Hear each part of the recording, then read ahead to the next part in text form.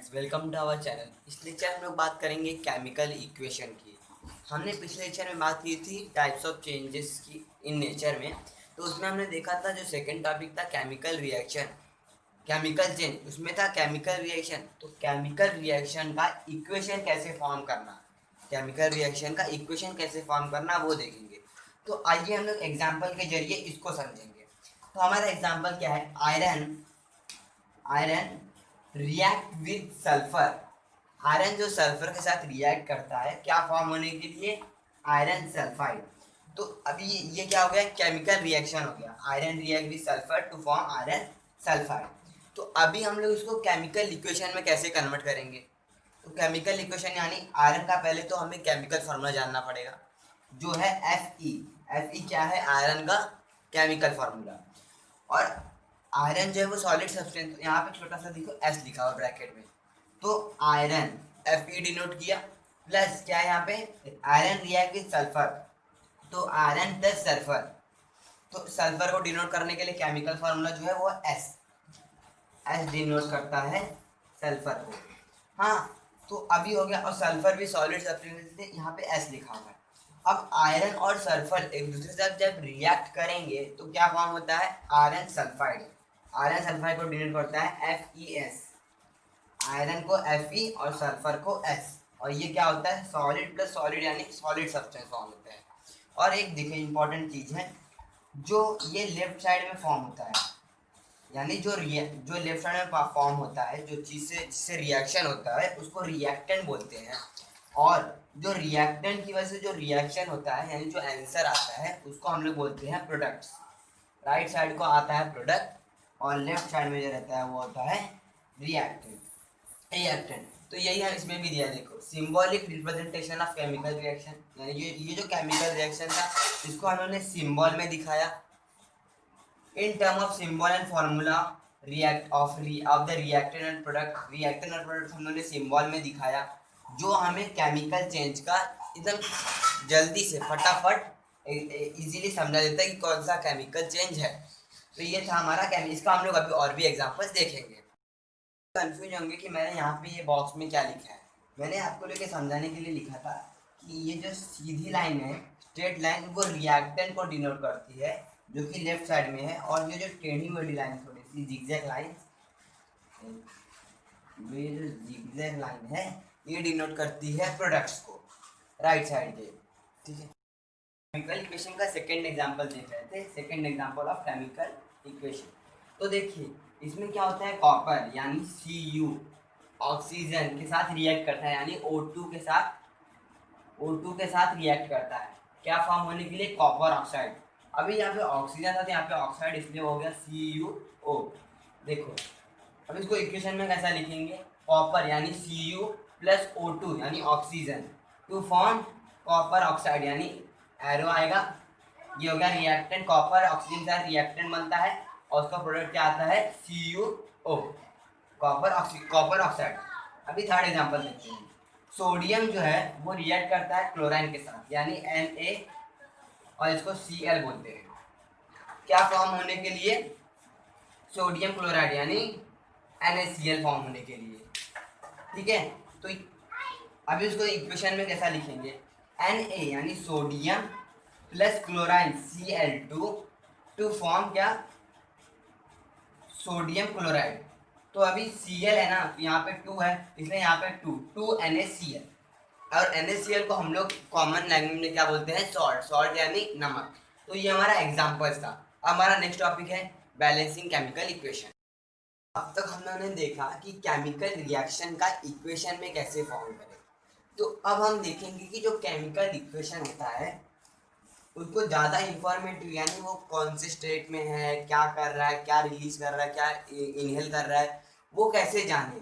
तो मोर इंफॉर्मेटिव कैसे बना किसी भी केमिकल इक्वेशन। तो देखिए अभी जो सॉलिड लिक्विड 3 स्टेट होते हैं तो वो भी उस पर डिपेंड, समझ लीजिए अभी Na जिसे आयरन हो गया तो सॉलिड में, तो उसको एस से, वो हम लोग देखेंगे कि ज़्यादा इंफॉर्मेटिव कैसे बनाए। तो देखिए अगर कोई भी रिएक्शन है और वो रिएक्शन उसमें सॉलिड सब्सटेंस आ रहा है तो उसको स्मॉल एस से डिनोट किया जाएगा, इससे स्मॉल एस से।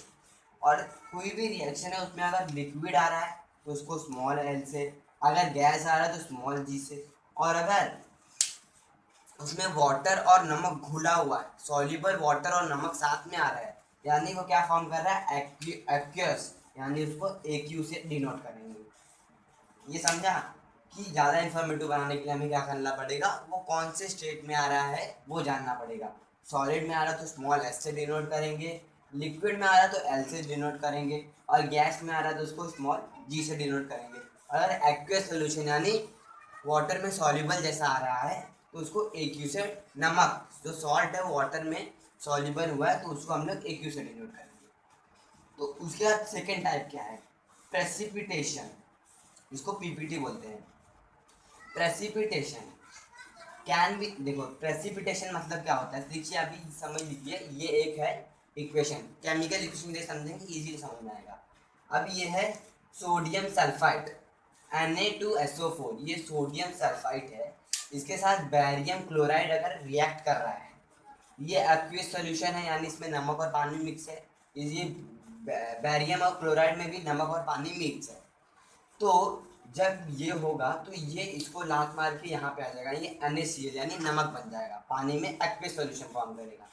और जो ये BaSO4 है ये PPT फॉर्म करेगा, PPT, जो कि क्या है, PPT यानी जो उसका नमक है वो नीचे ही रह जाएगा, वो नमक इनसॉल्युबल नमक बन जाएगा।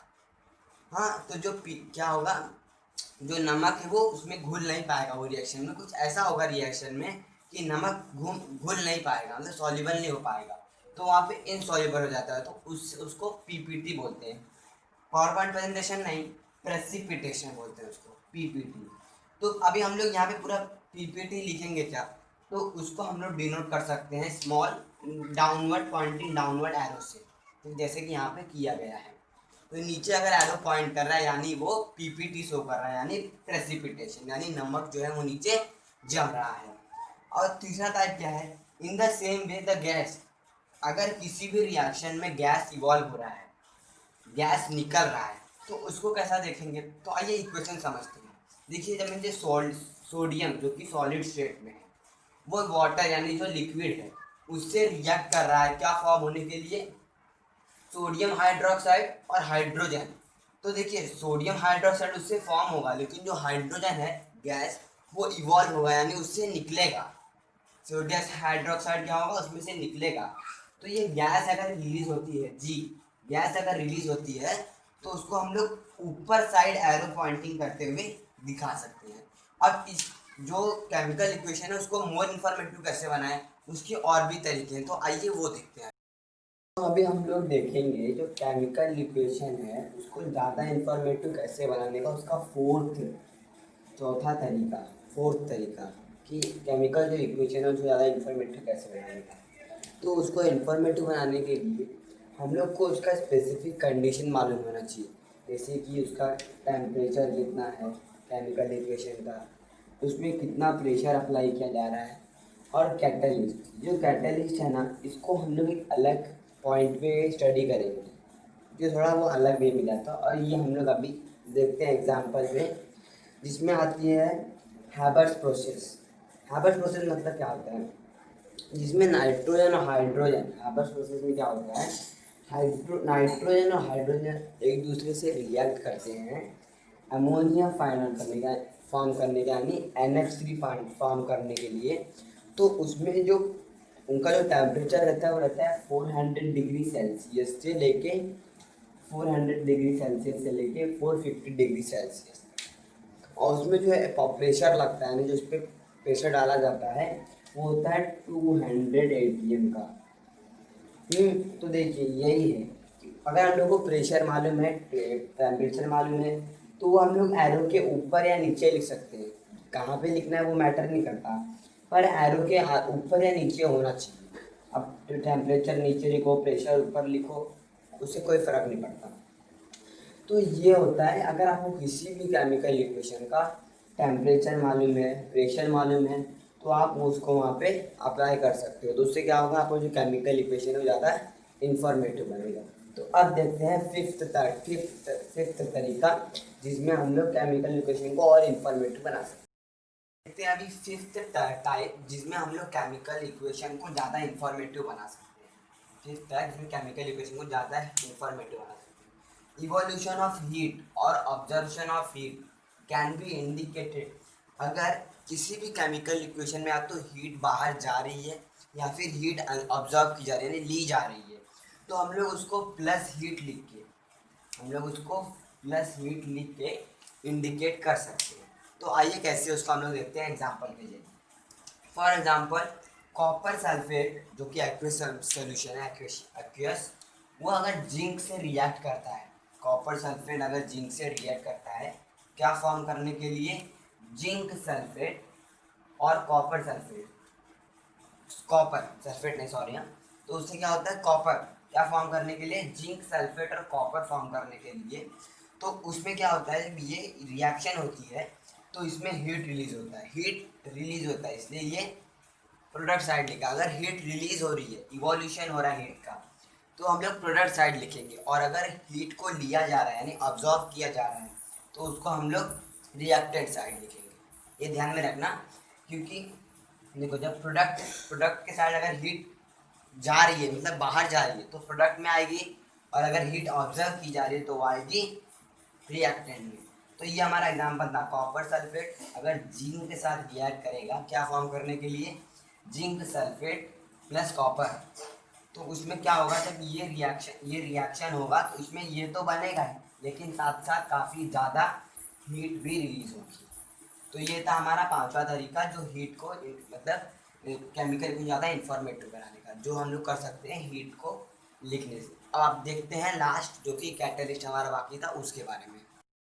अब हम देखते हैं लास्ट तरीका जो जिससे हम लोग केमिकल इक्वेशन को ज़्यादा इंफॉर्मेटिव बना सकते हैं, जो है catalyst.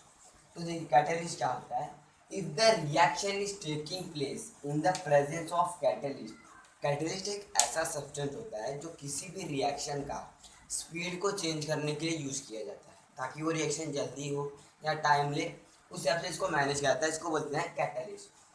Then the chemical formula of catalyst is indicated above or below the arrow। और जो कैटलिस्ट है उसको हम लोग केमिकल फार्मूला जो होता है मतलब जो केमिकल रिएक्शन होता है या फार्मूला होता है उसको हम लोग लिखते हैं, वो जो एरो होता है उसके ऊपर या नीचे हम लोग उसको लिख के डिनोट दिखा सकते हैं।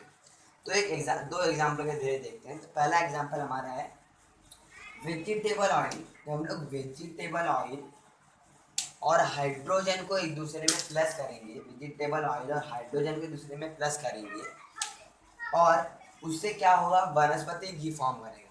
पर वनस्पति फॉर्म करने के लिए हमें उसको 16 डिग्री टेम्परेचर देना पड़ेगा, 60 डिग्री सेल्सियस, और उसका प्रोसेस होने के लिए उसमें जो निकल रहेगा, निकल वो कैटलिस्ट का काम करेगा, यानी उसका स्पीड मेंटेन रखने का काम क्या करेगा, कैटलिस्ट करेगा। तो आप सेकेंड एग्जांपल देते हैं जो हैबर्स प्रोसेस होता है। अभी देखिए इसमें क्या हो रहा है, जो नाइट्रोजन 2 है वो मतलब नाइट्रोजन हाइड्रोजन से रिएक्ट कर रहा है। अभी हम लोग इसमें क्या देखेंगे, जो ये वाला एग्जांपल नाइट्रोजन हैबर प्रोसेस का, कि जो हम लोग प्रेशर, टेम्परेचर और जो कैटलिस्ट है उसको तीनों को एरो पे एक साथ कैसे लिखें वो हम लोग ये एग्जाम्पल में देखेंगे। तो इससे क्या फॉर्म होता है, अमोनिया यानी NH3। तो देखिए जब नाइट्रोजन और हाइड्रोजन रिएक्ट करते हैं तो उसका टेम्परेचर कितना रहता है, 400 से 450 डिग्री, पर हम लोग क्या लेते हैं 400 डिग्री ले लेते हैं। तो 400 डिग्री उसका क्या हो गया, टेम्परेचर हो गया, 200 ATM का उसका एनर्जी हो गया।